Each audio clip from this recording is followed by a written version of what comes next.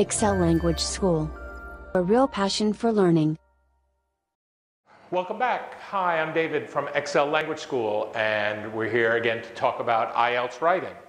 Now, today we're going to talk about a Task 2 essay, and you may remember from previous time that there are two essays you have to write, Task 1 and Task 2, and of those two, Task 2 is the more important one.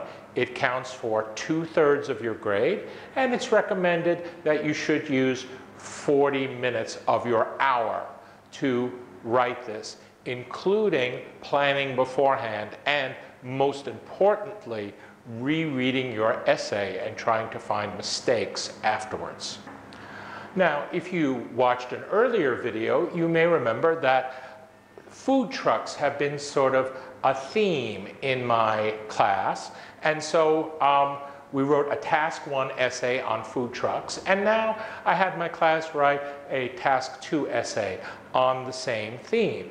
Now, in my Wednesday evening writing class here at Excel Language School, first I had the students read an article from the British news magazine The Economist about food trucks, and particularly the problems that food trucks were having in the United States.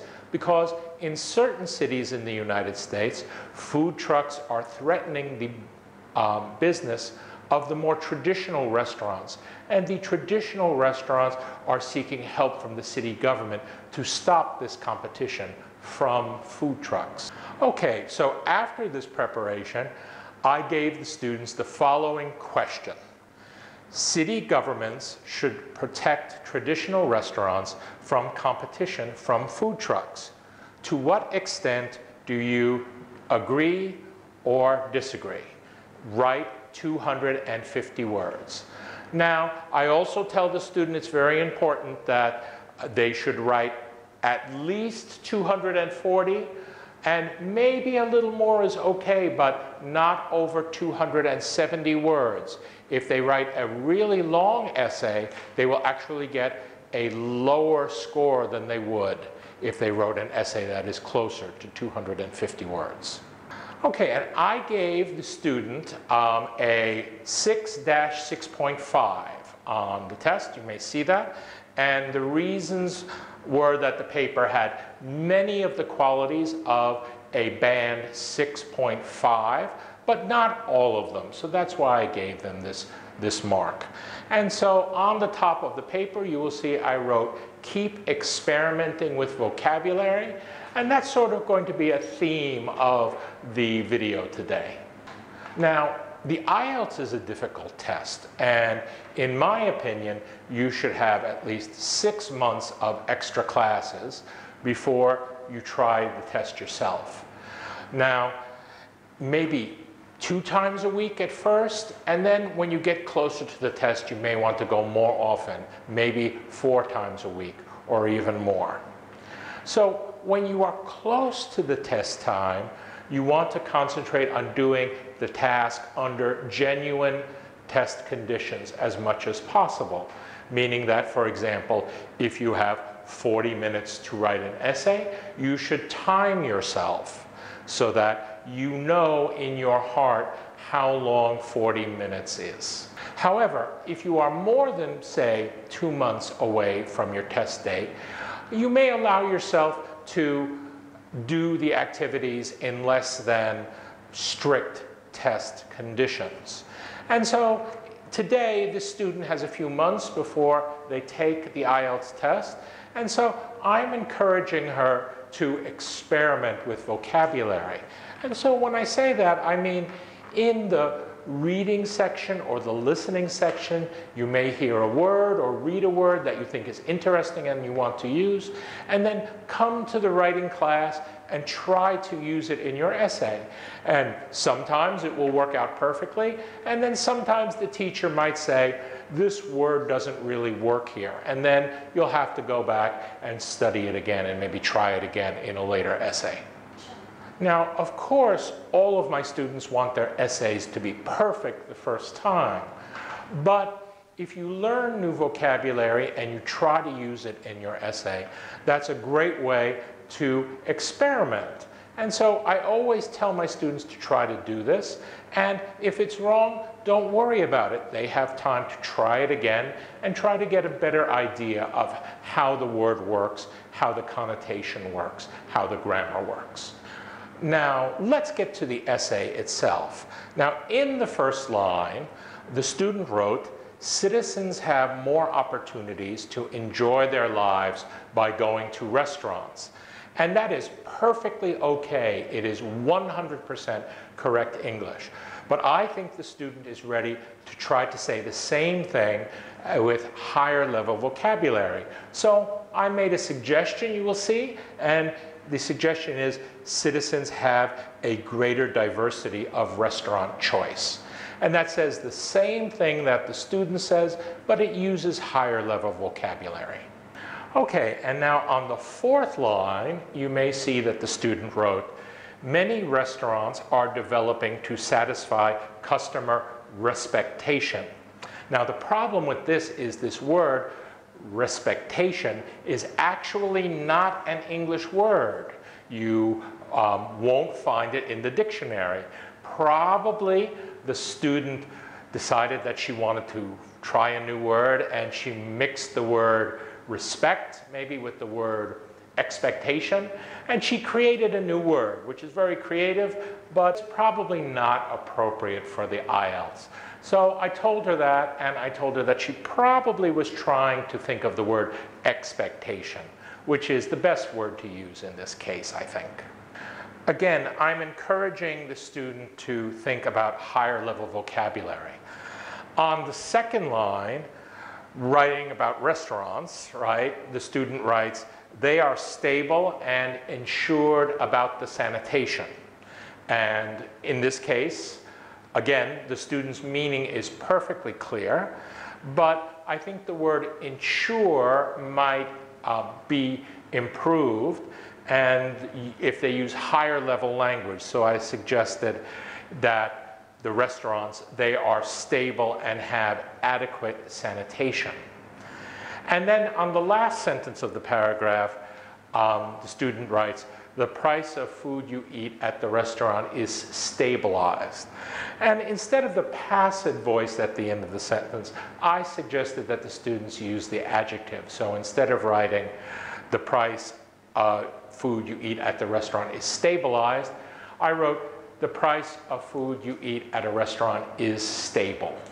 Okay, and so the first sentence of the next paragraph says, "A restaurant has the advantage of a fixed price. Therefore, citizens do not have to find it on the map."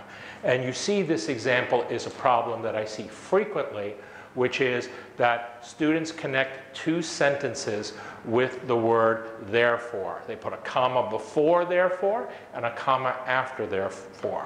And so this is not a good strategy. It is a mistake. And so I think I've talked to you before about how instead of trusting my own judgment, sometimes I look on the internet to see if other people have agreed with me. And this was one of those times where I looked on the internet for confirmation of my opinion. Now, I searched the internet for information on this topic, and I found this webpage that you see, and it is from the Writing Center of Indiana University of Pennsylvania. And you will see that in the website, they clearly say that you cannot use therefore to connect two sentences. And it gives examples of sentences that are incorrect with therefore connecting two sentences. And then on the bottom, it has corrections of the same sentence. And you may also notice that the words however and moreover also cannot be used to connect two sentences. So, getting back to the student paper about this error, the student needs to divide her sentence into two halves. So it reads like this: a restaurant has the advantage of a fixed price, full stop. Therefore, with capital T, comma, citizens do not have to find it on a map. So let's go to page 2 of the student essay and look at the top of page 2. And on the second line, The student starts a new paragraph and she writes, however, not everyone agree. And so this is another example of an error that I see often in student essays. And the error is that students have to remember that all words like everyone, everybody, anyone, anybody, no one, nobody, all of these words are singular. So if you are going to use them in present simple tense, you need to put the S at the end of the verb that it goes with. Now, of course, this is not a terrible mistake. It doesn't obstruct the student's meaning at all, but still you want to get as much right as possible, especially because only a few lines later the student makes a very basic error that probably about something that she learned in her first year of English learning way back in elementary school. And she writes, food trucks is. And of course, we all know you have to have plural verb. It should be food trucks are. Food trucks are. Now, this is the sort of error I tell students when they are finished with their IELTS essay, they should allow some time to go back and read the essay again so they can find very simple errors that they will make and correct them before the essay gets to the reader. Now, moving to the fourth line of the same paragraph, the student writes, they provide food which is tasty, fresh, and newfangled. Now, I like this. This is the student trying to use higher level vocabulary, experimenting with higher level vocabulary, especially the student uses the word newfangled. I admire the student for trying this word, but it doesn't quite work in this context, and I would like to explain to you why. Okay, so words, all words, not just English words, but Vietnamese words too, they have connotation. And some have good connotation, and some have bad connotation. Now, what does that mean, connotation? It means the extra hidden meaning that a word carries when you use it. And I'll give you an example that I think every Vietnamese student knows. If you meet an English speaker and maybe they've had a death in their family, maybe their cousin, you would say to them, I'm sorry your cousin has passed away. You would not say, I'm sorry your cousin has died, because this word died, it's very harsh. And so we have this softer word, passed away. It has a more pleasant, a better connotation. So a lot of words have special connotation, and one thing you learn by writing a lot is you learn what is the connotation of a word. So returning to our essay, I just want to remind you the sentence we are talking about. The student writes, they provide food which is tasty, fresh, and newfangled. And newfangled is a word with negative connotation, right? And so it means that you use it when something is new and maybe you don't like it so much. Maybe it's not such a good thing. So it doesn't quite work here in this context, but it's a great word, and I hope that the student holds on to this word and will find a place to use it where it's more appropriate. Okay, so moving on to the end of the next paragraph, I recommend that the student change a word. That is, the student use the word novel, right? And so this word, maybe if you are an English student, you know this word novel. A novel can be a long story, a book, like for example, Harry Potter and the Philosopher's Stone is a novel. But novel as an adjective also has another meaning, which means new and interesting. And not long after that, I also make another correction, and the student writes, food trucks have become a label of self-motivation. Now, I think the student's meaning in this case is 100% clear, but the word label is not exactly the correct word here. So I suggest the student use some higher level vocabulary. For example, food trucks have become a symbol of self-motivation, or food trucks have become an example of self-motivation. Okay, now the rest of the essay is very clear, easy to read, quite good.